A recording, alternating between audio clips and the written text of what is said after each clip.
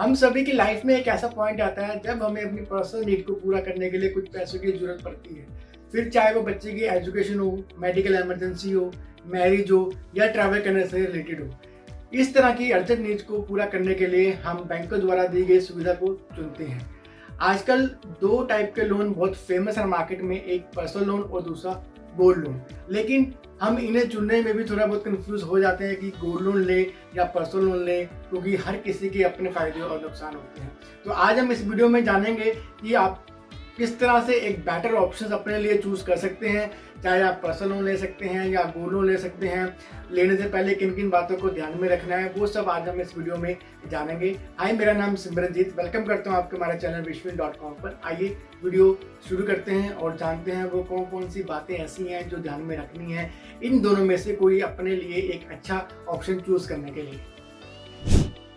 हमें किन बातों को ध्यान में रखना है ये जानने से पहले हम थोड़ा समझ लेते हैं कि पर्सनल लोन और गोल्ड लोन आखिर में है क्या, मतलब इन दोनों में क्या डिफरेंस है। पर्सनल लोन एक तरह से अनसिक्योर लोन है जो आपकी मंथली इनकम के बेस पे आपको दिया जाता है, लेकिन इनमें बैंक काफ़ी चीज़ों को वेरीफाई करता है, बहुत से सारे आपके डॉक्यूमेंट को वेरीफाई करता है, जैसे कि आपकी मंथली इनकम, आपकी मंथली इनकम कितनी है, बैंक के नॉर्म से वो मैच कर रही है या नहीं कर रही है, आपके जो डॉक्यूमेंट आप बैंक में सबमिट करते हैं, आपके KYC से रिलेटेड, आपके एड्रेस प्रूफ, आपके इनकम के डॉक्यूमेंट, आपकी सैलरी स्लिप, आपकी बैंक स्टेटमेंट, ये सब डॉक्यूमेंट आपके बैंक वेरीफाई करता है पर्सनल लोन के केस में। तभी वो आपका जो लोन होता है वो आपका अप्रूव करता है। लेकिन इसमें एक अहम भूमिका होती है आपके क्रेडिट स्कोर की, कि आपका क्रेडिट स्कोर कितना है। ये भूमिका बहुत इंपॉर्टेंट होती है। पर्सनल लोन जब भी आप अप्लाई करते हैं, बैंक इस क्रेडिट स्कोर के बारे में ज़रूर चेक करता है कि आपकी जो फाइनेंशियल ट्रैक रिकॉर्ड है, जो आपका पुराना फाइनेंशियल हिस्ट्री है वो कैसी है। अगर आपका कोई लोन पहले लिया था आपने या अभी कोई लोन चल रहा है तो उसकी रीपेमेंट आप कैसे कर रहे हैं, टाइम से हो रही है या नहीं हो रही है, इन सब को ध्यान में रखकर बैंक आपको पर्सनल लोन देता है। वहीं अगर मैं गोल्ड लोन की बात करूं तो गोल्ड लोन में अगर आपके पास गोल्ड है तो आपको अपना गोल्ड बैंक को जमा करना होता है।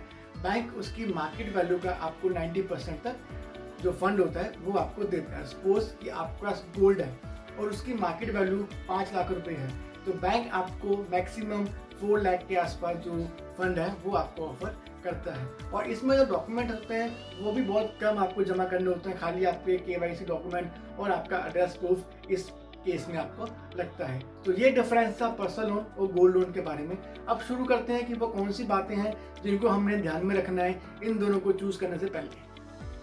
पहला है interest rate on the loan.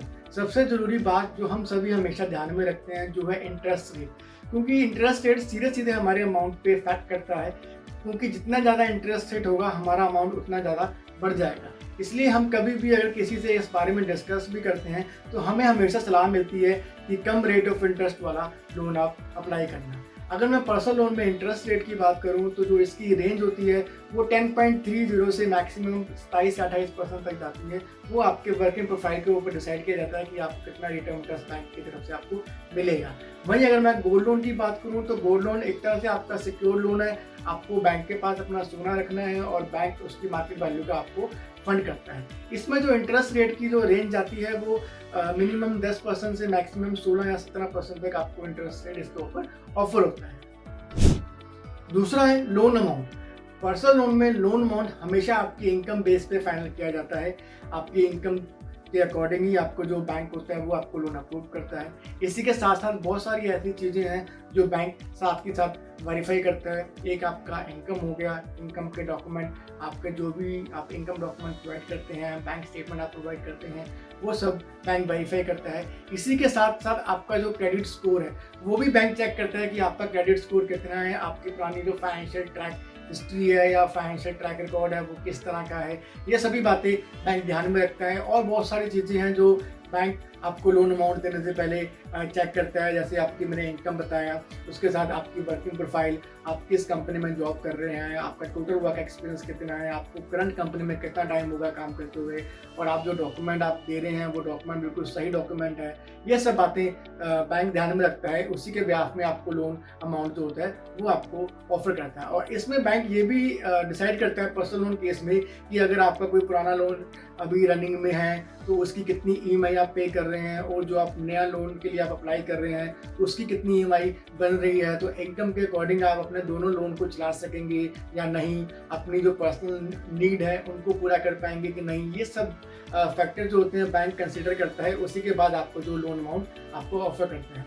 वहीं अगर मैं गोल्ड लोन की बात करूं तो गोल्ड लोन में एक सिंपल प्रोसेस होता है कि आपके पास गोल्ड है और ये एक तरह से सिक्योर लोन होता है। आपको अपना लोन जो आपके पास गोल्ड है वो आपको बैंक के पास जमा करना है, और जैसे मैंने बताया बैंक आपको उसकी मार्केट वैल्यू का 90% तक आपको फंडिंग करते हैं। तो इसमें ऐसे जो आपकी इनकम का जो स्टेटस है वो ज़्यादा बैंक इसमें वेरीफाई नहीं करता है, क्योंकि एक तरह से सिक्योर लोन है, क्योंकि आपने जो अपना गोल्ड है वो बैंक के पास गिरवी रख दिया है और उसके बेस पे आपको मार्केट वैल्यू के अकॉर्डिंग आपको जो बैंक है वो आपको लोन अमाउंट प्रोवाइड करता है। तीसरा है लोन रिपेमेंट मेथड। लोन की रिपेमेंट करना बहुत ज़रूरी है। जो आपके द्वारा लोन लिया जाता है उसको टाइम पे करना या टाइम से पहले पे करना बहुत ज़रूरी है। अगर मैं पर्सनल लोन की बात करूं तो पर्सनल लोन में जितने भी टाइम पीरियड के लिए आपको लोन मिलता है उतने टाइम पीरियड के लिए आपकी एक ईएमआई आपकी बन जाती है जो आपको मंथली आपको पे करनी होती है, जिसके अंदर आपका प्रिंसिपल पार्ट भी होता है और इंटरेस्ट पार्ट भी होता है। तो ये आपकी जो मंथली ईएमआई बनती है पर्सनल लोन केस में वो आपकी मंथली वाइज आपकी चलती रहती है जितने भी टाइम पीरियड के लिए आपने लोन लिया है। वहीं अगर मैं गोल्ड लोन की बात करूँ तो गोल्ड लोन में जो इंटरेस्ट रेट होता है आप उसको अपफ्रंट भी दे सकते हैं। जैसे आपने लोन अमाउंट लिया और आपने पहले ही पता कर लिया कि मेरा इंटरेस्ट पार्ट कितना है, वो आपने स्टार्टिंग में ही पे कर दिया, या जब आपका टेन्योर खत्म हो रहा है तो एंडिंग में पूरा आपने इंटरेस्ट जो पार्ट है वो आपने पे कर दिया। पर जो भी पे करना है वो आपको टाइम से पहले पे करना है, जिससे कि आपकी क्रेडिट हिस्ट्री पे या आपके फाइनेंशियल ट्रैक रिकॉर्ड पे कोई भी इम्पैक्ट ना पड़े। गोल्ड लोन में आप इस तरह से भी कर सकते हैं कि जो भी आपकी मंथली आपका जो इंटरेस्ट रेट बनता है, आपका जो इंटरेस्ट अमाउंट बनता है मंथली, तो उसमें अगर मैं फॉर एग्जांपल अगर मैं एक आपको गोल्ड लोन पे एक्स अमाउंट आपको ऑफर हुआ और मैं या हम ये समझते हैं कि उसमें आपको मंथली 2000 का इंटरेस्ट पार्ट आपका बना, तो अगर आप मंथली अपनी पॉकेट के अकॉर्डिंग या आपके जैसे भी इनकम जो आपके पास सेविंग होती है उसके अकॉर्डिंग अगर आप पे करते हैं, तो सपोज अगर आपने 5000 रुपये पे की तो इसमें क्या होगा कि 2000 का जो इंटरेस्ट पार्ट है वो इंटरेस्ट पार्ट में जाके लेस हो जाएगा। जो आपने 3000 रुपये एक्स्ट्रा पे किए हैं वो आपका प्रिंसिपल अमाउंट से लेस हो जाएगा। यानी कि जो आपका नेक्स्ट प्रिंसिपल जो अब आपका प्रिंसिपल अमाउंट जो बचा, जो नेक्स्ट आपको इंटरेस्ट लगेगा वो एक्चुअल प्रिंसिपल पे ही लगेगा। तो गोल्ड लोन में आप इस तरह का मेथड भी आप यूज कर सकते हैं लोन की रिपेमेंट करने के लिए। चौथा है लोन टेन्योर। अब बात आती है टाइम पीरियड की कि जो आपने लोन लिया है उसको वापस करने का कितना टाइम पीरियड आपको मिलता है। अगर मैं पर्सनल लोन की बात करूं तो इसमें आपको मिनिमम 1 साल और मैक्सिमम 5 साल के अंदर आप लोन को वापस कर सकते हैं। वहीं अगर मैं गोल्ड लोन की बात करूं तो इसमें आपको मैक्सिमम 2 साल तक का टाइम मिलता है, जो भी आपको लोन अमाउंट गोल्ड के अगेंस्ट मिलता है उसको वापस करने के लिए।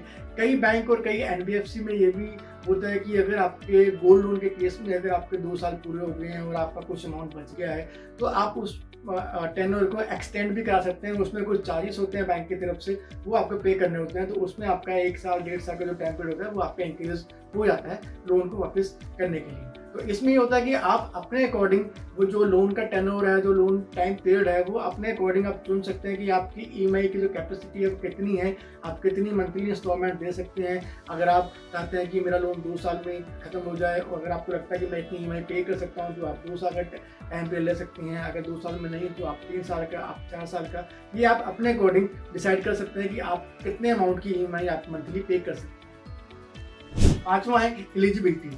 पर्सनल लोन के मुकाबले अगर मैं गोल्ड लोन की बात करूं तो ये अप्लाई करना काफ़ी आसान है, क्योंकि इसके अंदर बैंक ना तो कोई इनकम डॉक्यूमेंट देखता है और ना ही कोई डॉक्यूमेंट आपका स्कोरिंग डॉक्यूमेंट वेरीफाई करता है, ना ही इसमें ज़्यादा क्रेडिट स्कोर पर जोर दिया जाता है। ये आपके गोल्ड के अगेंस्ट आपको लोन मिलता है, आपको बैंक में अपना गोल्ड सबमिट करना है और उसके अगेंस्ट में आप मार्केट वैल्यू के अकॉर्डिंग आप लोन अमाउंट ले सकते हैं। वहीं अगर मैं पर्सनल लोन की बात करूँ तो पर्सनल लोन में काफ़ी सारे ऐसे फैक्टर हैं जो बैंक लोन देने से पहले एनालाइज करता है। आपकी इनकम होगी, आपके सपोर्टिंग डॉक्यूमेंट हो गए, और जो अहम भूमिका होती है वो क्रेडिट स्कोर की, कि अगर आपका क्रेडिट स्कोर सही है तभी आपको लोन अमाउंट मिल पाएगा। जैसे कि जो बैंक्स के नॉर्म है उसमें मिनिमम जो सिबिल स्कोर चाहिए होता है वो आपका 750 होता है। अगर आपका क्रेडिट स्कोर 750 या इससे ज़्यादा है तो आप बड़ी आसानी से लोन के लिए अप्लाई कर सकते हैं। अगर आपका क्रेडिट स्कोर 750 से कम है तो आपको लोन मिलने में काफ़ी मुश्किलें आ सकती हैं। अगर कोई बैंक आपको लोन अमाउंट ऑफर करता है तो वो उसमें आपके लोन अमाउंट की वैल्यू कम होगी और आपका जो इंटरेस्ट रेट होगा वो काफ़ी हाई होगा। तो ये सारी टर्म्स एंड कंडीशन उसके अंदर आ जाती हैं। तो अगर मैं कंपैरिजन करूँ तो गोल्ड लोन काफ़ी ईजी है अप्लाई करने के लिए, क्योंकि गोल्ड सबमिट करना है और आपको लोन अमाउंट आपको मिल जाता है।